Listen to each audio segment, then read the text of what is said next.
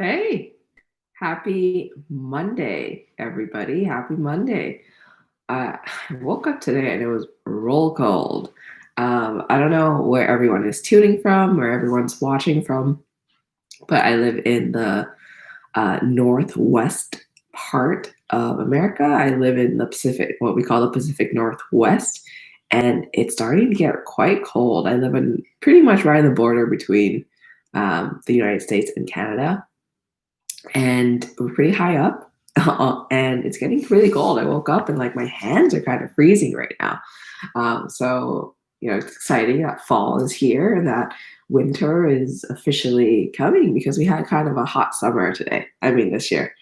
Um, anyway, so today, for Monday's chat, I wanted to talk about press.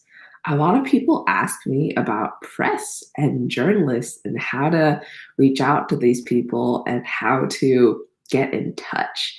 If you have questions, if you're listening to it right now and you have questions, be sure to just kind of like leave it into the chat and I'll be sure to get to it. Or if you're watching a replay, if you're watching a replay, be sure to put your questions down in the chat and I'll come back and respond whenever I can. Okay, so yeah, let's talk about PR. Let's talk about press. So a lot of people think that press and PR is really scary, right? I'm going to preface with that. People think that PR and press is super scary. It's like, oh, there's all these people who are up there somewhere writing for these like amazing, incredible articles, and there's no way I can get in touch with them. I'm so scared. There's no way you can get in touch. So they kind of don't try. They don't try. They kind of hope that if their project's super cool, someone will find them and see them and write about them, or make a video about it, or take their video and like create a new type of trailer for their kind of press like social media channel or whatever, right? Like people think that firstly it's scary to reach out to press, and the second thing is that they think that their product is super cool, so they don't have to. So there's two sides of the coin there, right? But the thing I want to tell you is like, you should do it. You should do it. You should reach out to these, kind of journalists and like writers and kind of people who consolidate news, because that's just a great way to get more of your message seen. Well, your message seen by more people, because these journalists, these press outlets, these people who are kind of news forward, or they talk about what's new, what's upcoming, right?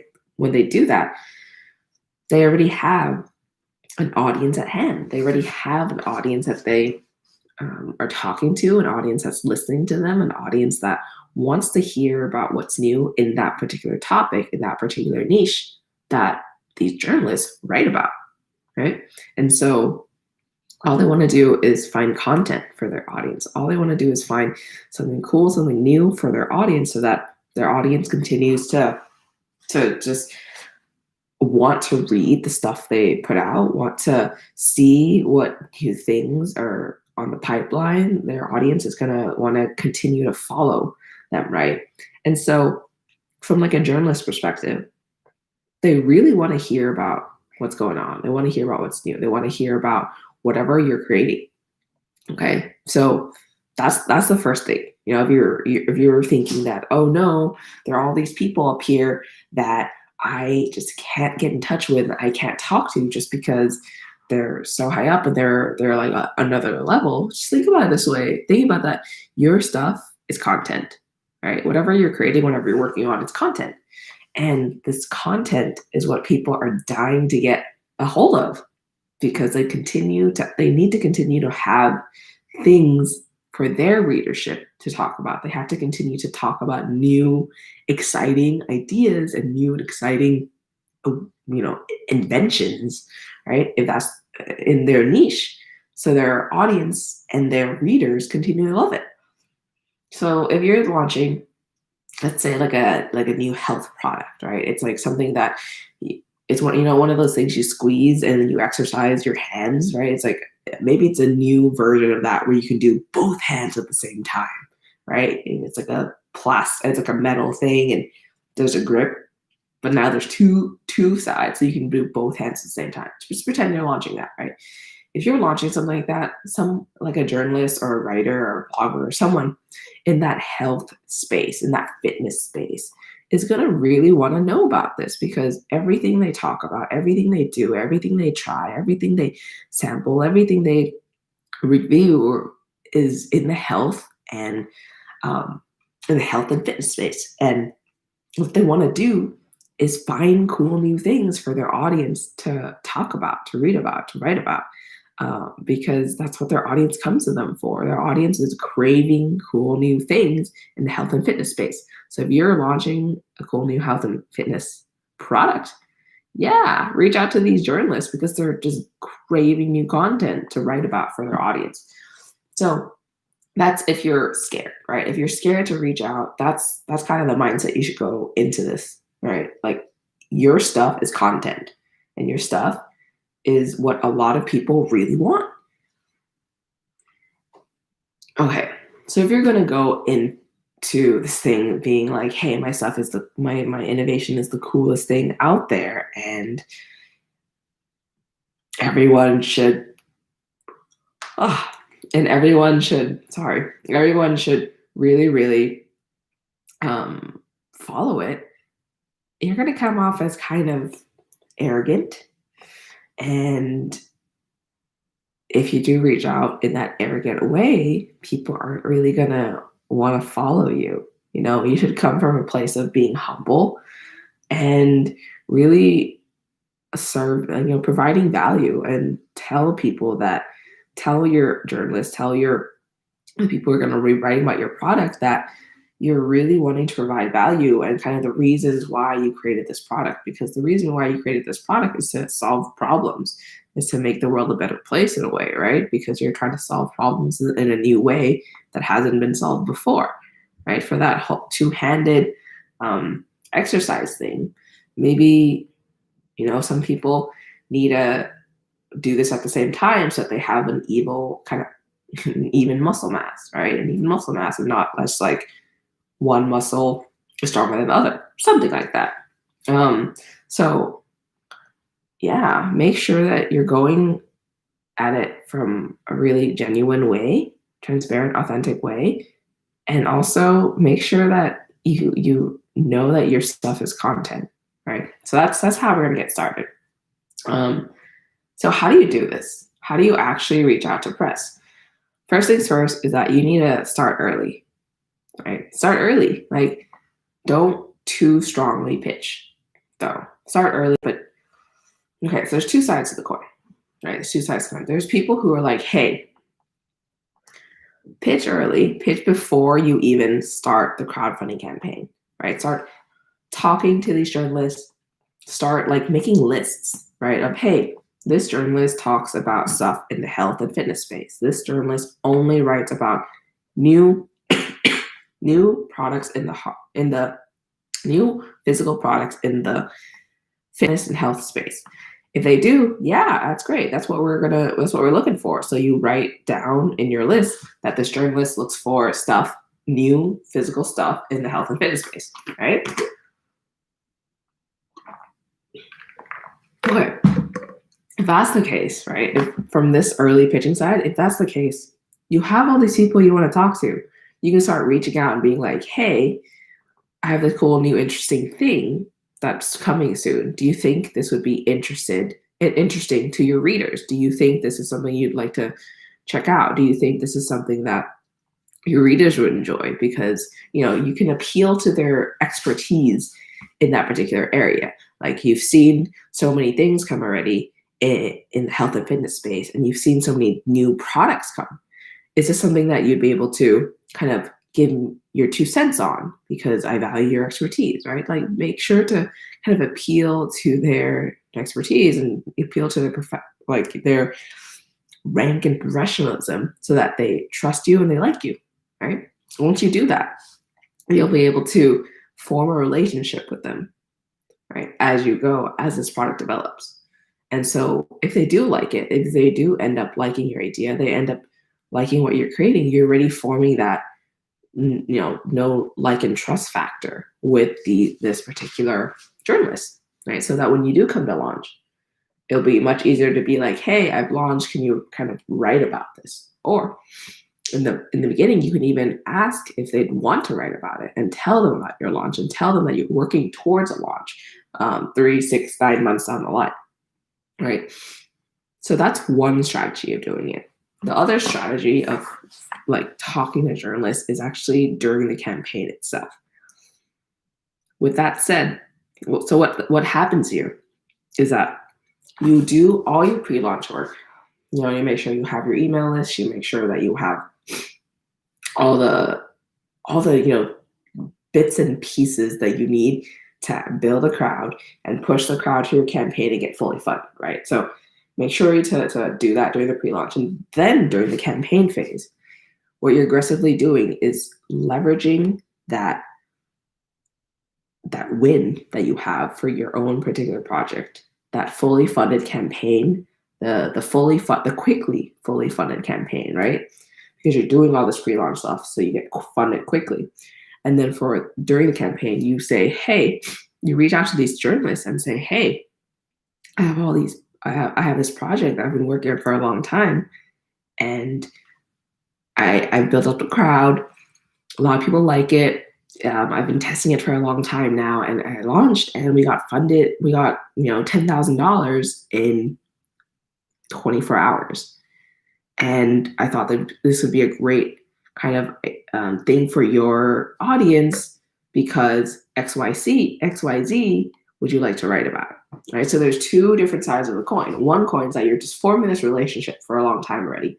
The other side of the coin is that you're using that social proof from your own project so that you're able to kind of leverage that win that you have to say, hey, I'm legit. I'm not just somebody from nowhere, middle of nowhere, right? I'm somebody, I've actually done the work. I'm gonna make this product and it's gonna be really good, right? So you have that social proof to talk to the press or the journalists about it. If you're gonna do this way, though, I would really encourage you, if you're gonna talk to the people and just during the campaign phase, I would still recommend that you get a list of journalists going before the campaign itself so that you can, because that part takes a lot of time, to be completely honest. It takes a lot of freaking time to get the emails and numbers for journalists. Sorry, it's really cold, so my nose is running.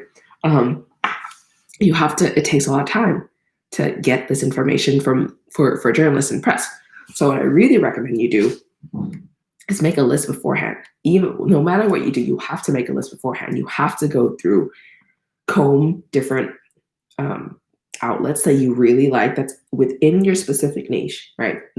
That a lot of people might be reading, a lot of people might be kind of following. Comb through those niches and comb through those types of articles and write down like what article did this person write, what their name is, and what their contact information is, right? So that you can always be sure to refer to the exact article they wrote and the publication they're at and be able to contact them, right? Make this list way beforehand so that you are able to get in touch with them, right? So you have that list and you can get in touch with them whenever you need to.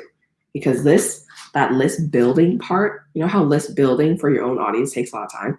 List building for the types of people, PR, press to reach out to also takes a lot of time because you have to really look through to see that who is going to be the right person to write about your project, who is going to be the right person to cover your project. Because if you're reaching out to someone who's not even in your right niche, they're not even looking at your project. If you're in the health and fitness space and you reach out to someone who only does unboxing for microphones, they're not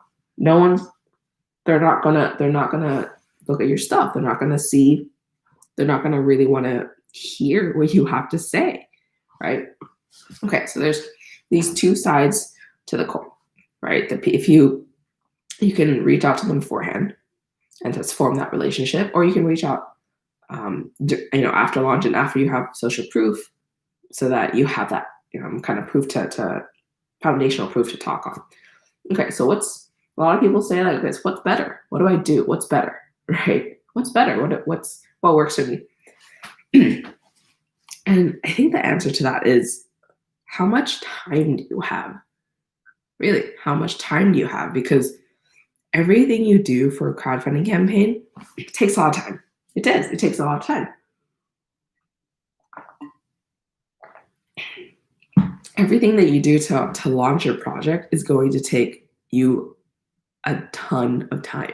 So, for example, when you're building your email list, that's going to take a lot of time. If you're going to be creating social posts too, and on Canva, and creating all this text and all this graphic for it, and you're also going to be scheduling it through different social scheduling platform. If you're going to be doing outreach on social media to grow your actual followership, if you're going to be doing things like creating content for like a blog or a YouTube channel like this, or if you're going to be if you're going to be working on the actual product itself and making sure that it continues to progress, and you're working on your campaign page, there's all these things that you have to be working on for your crowdfunding campaign.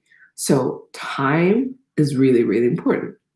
If you're doing all these things and you're already working, like 30 hours a day, I know that doesn't exist, but if you're working a lot of hours a day already, then maybe the one thing that you can do is make a list of relevant people and then hold off on outreach with press until during the campaign, because it's a lot of work. You have to reach out to people. You have to actually like make that list, right? You have to reach out to people. You have to follow up. If they want like a sample product, you have to send out the sample product. You have to make sure the sample product works. You have to kind of go back and forth about the different features and the ways to use things, like if they're going to do a review. So like there's actually a lot of things that go into pitching and go into this whole press thing, that if you don't have time, it's better to wait, right? If you don't have time, it's better to really just get your foundation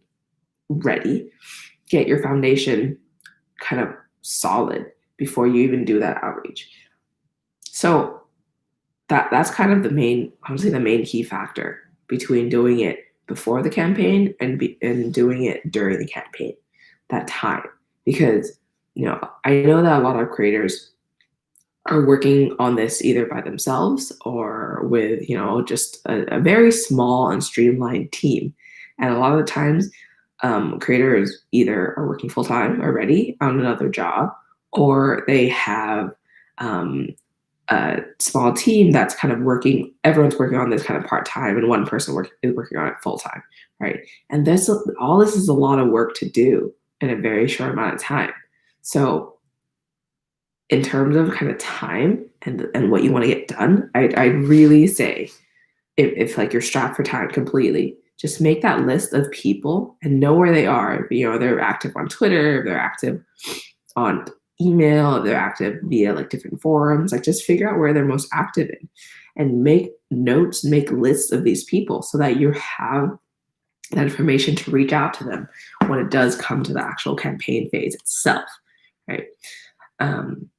So with that said, if a lot of people also ask me, hey, what if I want to hire a PR agency?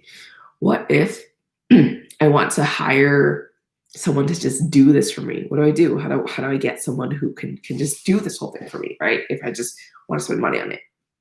Okay, sure. There are PR agencies that purely does outreach for crowdfunding. Purely, that's all they do. They just do outreach for crowdfunding, right? They do that.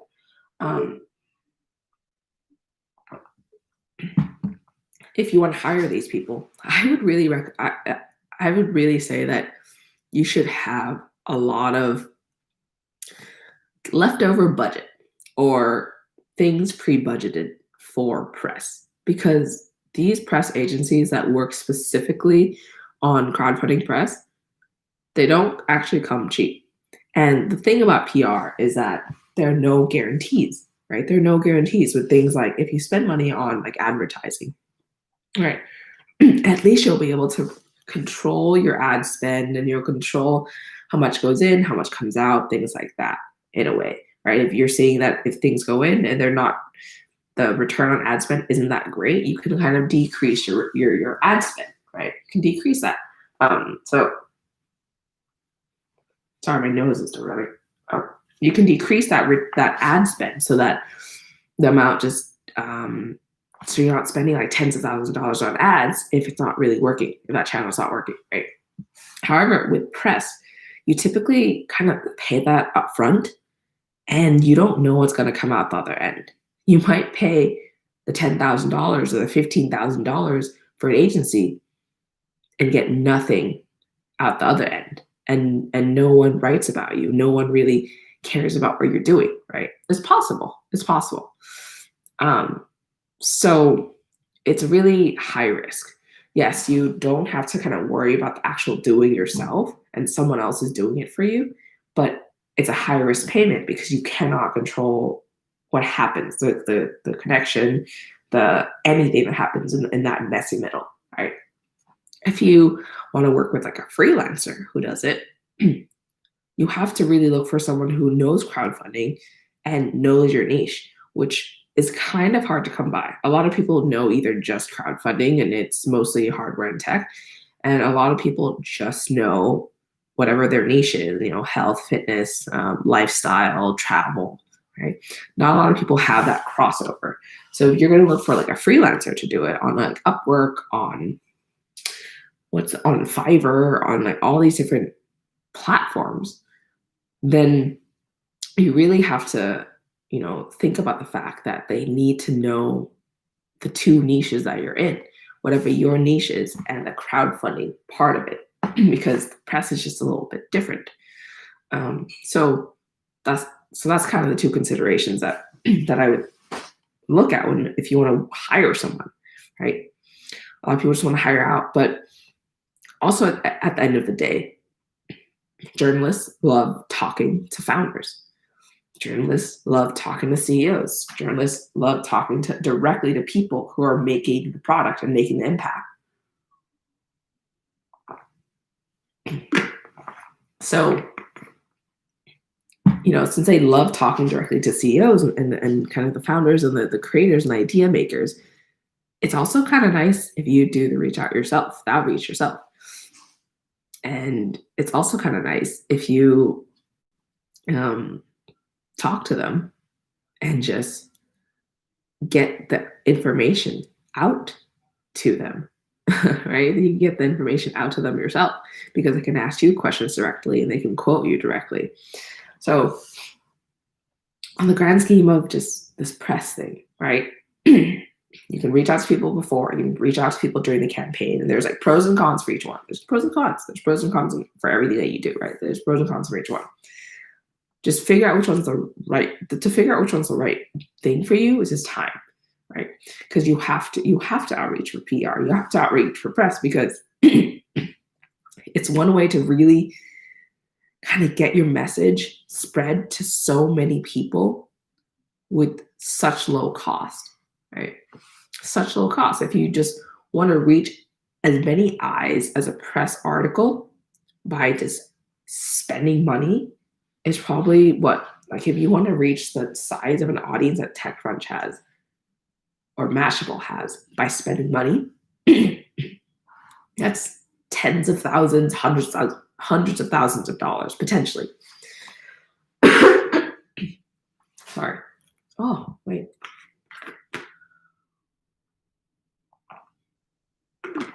Ooh, my throat. Yeah.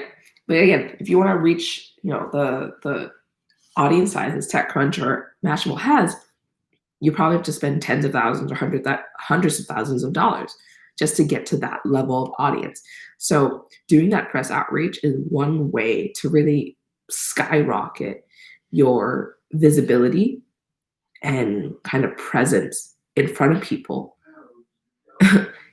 for a really low cost, because you can do this yourself. You can make do that outreach. It just takes a lot of work and it takes a lot of time.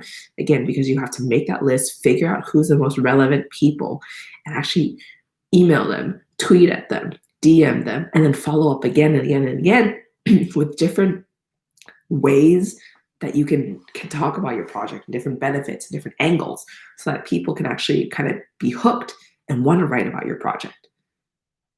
Okay, so I think that concludes the stream today, the chat today. If you have any questions, if you're watching a replay, you have questions now, just leave it in the chat and I'll come back and answer it. Before I go, if you liked what you're watching right now, be sure to hit subscribe, be sure to hit like. I do this every morning at 8:30 a.m. Pacific time, so be sure to come back and say hello and have a listen. Thanks, guys. Bye.